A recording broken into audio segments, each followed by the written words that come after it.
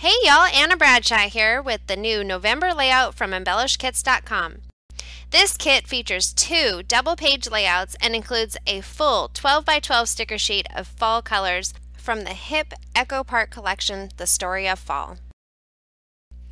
There's also a big assortment of coordinating buttons, ribbons, bakers and colored twines, and then some really richly patterned paper, like this brown floral. Shelby also included a full sheet of perforated die cuts for us to play with, and those are also from that Story of Fall collection by Echo Park. You should have 2 scallop die cut borders. If you're duplicating this look on a future layout, you could use any border punch or some decorative edge scissors to achieve this look. I love the tone of this red raindrop print. The reverse of this brown and orange polka dot is a pretty floral on cream. Then for cardstock, we've got 2 pieces of white basil and 2 sheets of brown basil cardstock, and then 2 more sheets of that quality paper in a great fall neutral craft. As always, there are detailed instructions to accompany the full color examples of how our project can look. This month there are some special cuts we'll need to make that I'll go over later. And then here's the list of tools we'll use. Shelby's got a unique technique to share this month. So while I get these things set aside, go ahead and get out your scissors, adhesives, a paper piercer, pencil, foam tape, glue dots, and your 12-inch paper trimmer. Let's begin by cutting off the manufacturer strips. I cut both white cardstock sheets with 1 pass to be sure my pages line up. Next, trim 4 inches off of the 2 sheets of brown cardstock to make them 8 by 12 inches. We'll adhere these flush and center to the page with 2 inches of that white showing on the top and the bottom. Then we're going to tuck some pieces in behind there, so don't put too much glue down. Add those die cut borders to each side and our layout is looking good already.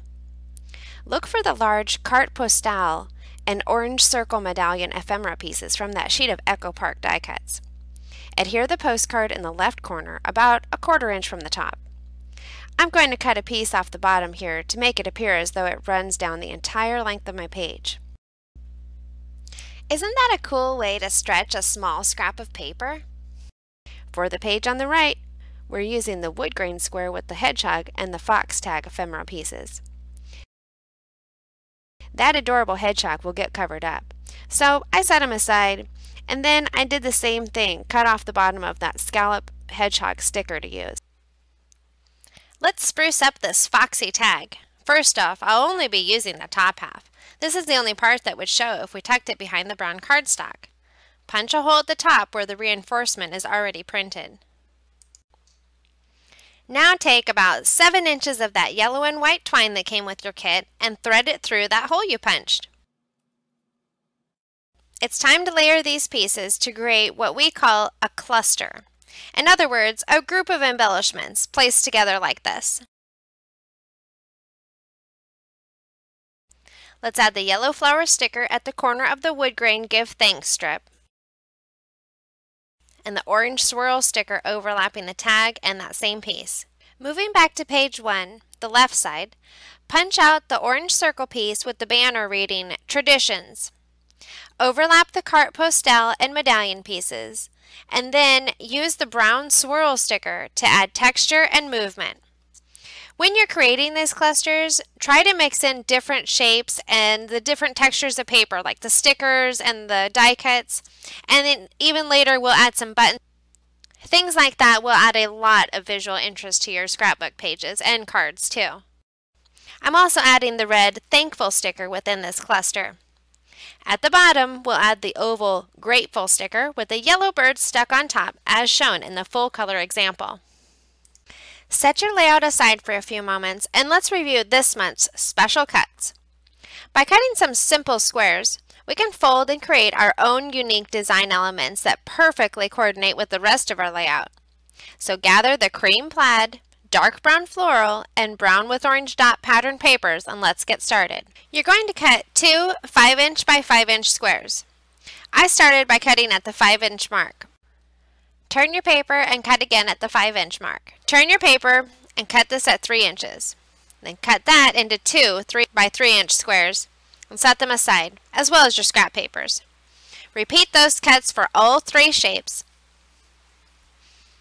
You should end up with 6 5x5" squares and 6 3x3" squares, plus that 3.5 by 10" piece of cream plaid paper.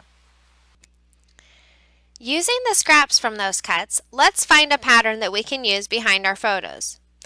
I'm going to use the brown and orange dot print. I know these squares are 5 inches wide, so I'll use one as a cutting guide. I wouldn't want to knock the dust off my ruler, and these small pieces tend to tear in my trimmer. After cutting one strip, I can use it as a template for the other two. I almost changed my mind again and used the reverse pattern before adhering the top strip, tucked in and centered behind this photo. Follow that placement for between your photos and under the one at the bottom. Here's a tip for cutting these skinny paper pieces. Cut from the wide side. It's a lot easier than trying to hold a sliver of paper under your trimmer's plastic guide, and usually a lot more accurate. Using 3 more of those 5 inch by 1/2 inch paper strips, I'll adhere them in the same way behind my photos on page 2. Now, to see if I've got them lined up correctly, I'm using my other page's edge as a guideline. Looks good enough for me. Here's a behind the scenes look at a way to stretch your kit even farther that I showed you a little bit of before. Cut away the pieces that would just be covered up. A couple of strips of washi tape keep the whole layout secure. So I actually only used 1 sheet of that white basil cardstock that came with this kit. Back to our squares. Working with those 3x3 blocks and using our photos as a guide, fold the right and left sides in towards the center and adhere. Later, we'll place a medium button with brown twine in the center to complete each of the 6 squares you'll fold. Again, using the photo for placement, adhere these new embellishments to each page over the brown cardstock showing beside your photos. I found it easier to glue each one in place before adding the glue dots and buttons with twine into the center of each folded diamond. Adding another large white button to that top embellishment cluster ties it all together. Let's add a bit more ephemera down here to the bottom. Whenever I can remember to, I try to cut off those tiny chits that stay attached from tearaway pieces, but that's completely up to you. Add the branch and leaf sticker, and then pop up a sentiment sticker with foam tape. Then add 2 more tiny red buttons on each side of that Traditions tag on the orange medallion at the top. Of course, you can choose different color buttons if you'd like. Moving over to the bottom of page 2, we'll adhere the note and date ephemeral circles, overlapping them slightly as shown in the photo. I'm just using some glue dots to stick those down so I don't have to worry about them shifting. Tie a tiny yellow and white twine bow and adhere it at the bottom. I love these photos of me and my man enjoying a little selfie time before I left for work one day. I'm so thankful he supports my craft habits. I've layered that big sticker over the brown edge circle ephemera with the floral motif, centered at the top of this photo strip. Then I echoed the love we have for each other with 2 of those red heart stickers. Now, from top to bottom on each side of our 2-page layout, we've got cute embellishment clusters that lead the eye around the pictures. If you enjoyed working with this November layout from embellishkits.com, you'll want to be sure to check out some other seasonally appropriate kits still in stock, like this card making kit, and this kit for 2 double-page layouts from last year. Subscriptions are available as well, the perfect Christmas gift for someone you love, yourself. Be sure to subscribe to this channel for more kit preview videos to come, and check out my blog at www.craftwithanna.com for more project ideas. And as always, thanks for watching!